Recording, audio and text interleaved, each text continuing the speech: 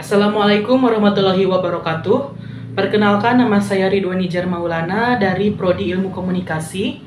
Nah, selamat siang. Saya akan mempresentasikan struktur proposal program komunikasi yang terdiri dari 5 bab utama.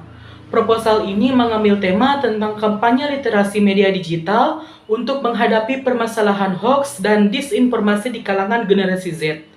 Nah, bab pertama adalah pendahuluan yang menjelaskan mengapa program ini penting dan perlu dilakukan. Di bagian ini, kita mulai dengan latar belakang masalah, yaitu bagaimana hoax dan berita bohong menyebar sangat cepat di media sosial dan banyak anak muda yang belum bisa membedakan mana informasi yang benar dan mana informasi yang salah.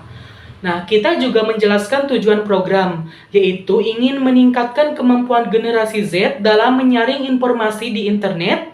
Selain itu, bab ini juga menjelaskan manfaat program bagi peserta dan masyarakat, serta ruang lingkup program seperti siapa target audiensnya, di mana lokasinya, dan berapa lama waktu pelaksanaannya.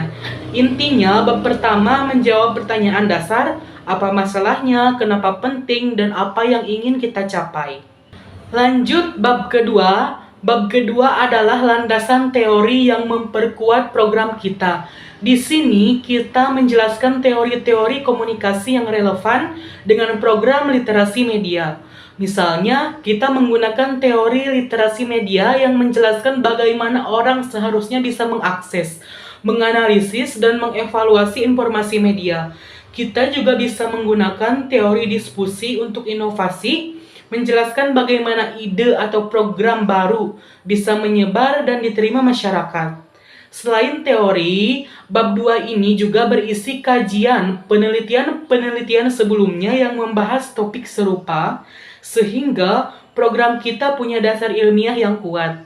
Nah, dengan kata lain, bab kedua ini menunjukkan bahwa program kita bukan asal buat, tetapi juga didukung oleh ilmu pengetahuan dan pengalaman program-program serupa yang sudah ada.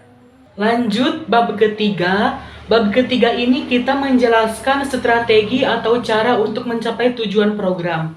Nah, pertama kita melakukan analisis situasi dengan metode SWOT untuk melihat kekuatan, kelemahan, peluang, dan tantangan yang ada. Kemudian, kita menjelaskan secara detail siapa halayak sasaran kita. Dalam hal ini, generasi Z usia 15-25 tahun yang aktif di media sosial seperti Instagram, TikTok, dan Twitter. Nah, setelah itu, kita merumuskan pesan-pesan kunci yang ingin disampaikan.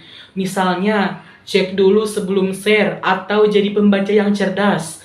Nah, bab ini juga menjelaskan saluran komunikasi apa saja yang kita gunakan, apakah melalui media sosial, workshop, tatap muka, atau kolaborasi dengan influencer.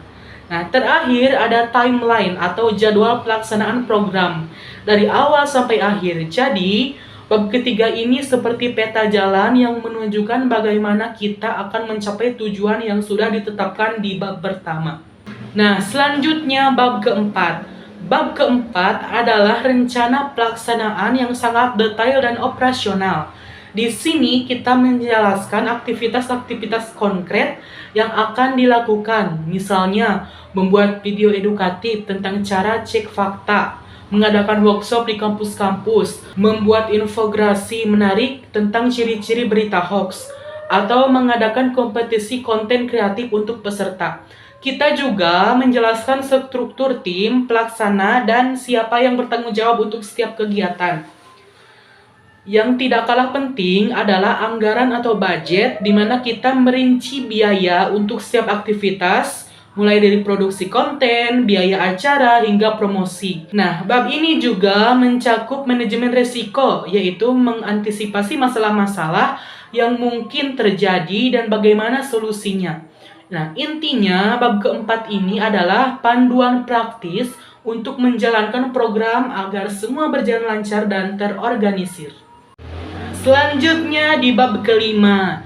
Nah, bab kelima ini menjelaskan bagaimana kita mengukur keberhasilan program dan memastikan program ini bisa berkelanjutan. Kita menetapkan indikator-indikator keberhasilan yang jelas dan terukur, misalnya berapa banyak peserta yang mengikuti workshop, berapa banyak konten yang dihasilkan, atau bagaimana peningkatan pengetahuan peserta setelah mengikuti program. Nah, kita akan melakukan monitoring atau pemantauan secara berkala untuk memastikan program berjalan sesuai rencana. Setelah program selesai, kita melakukan evaluasi menyeluruh untuk melihat apa yang berhasil dan apa yang perlu diperbaiki.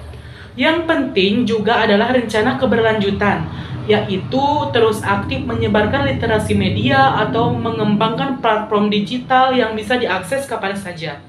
Jadi di bab kelima ini memastikan bahwa program kita tidak hanya bagus di atas kertas, tetapi benar-benar memberikan dampak nyata dan berkelanjutan.